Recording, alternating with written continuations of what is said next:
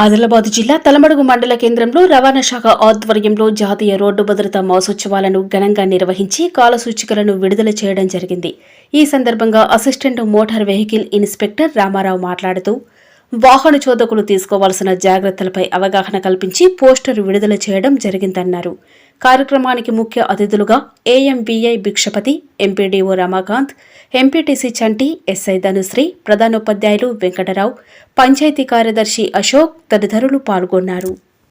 Road భద్రతా మాసోత్సవాలను పురస్కరించుకొని ఈ తలమడుగు మండలంలో నిర్వహించడం జరిగినది.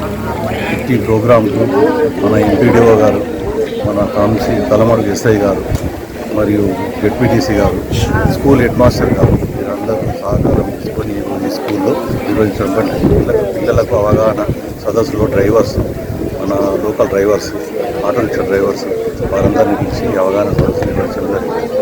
వీరందరి కరపత్రాల ద్వారా వీరికి హెల్మెట్ ధరించడం, సీట్ బెల్ట్ ధరించడం నిర్వహించడం జరిగింది.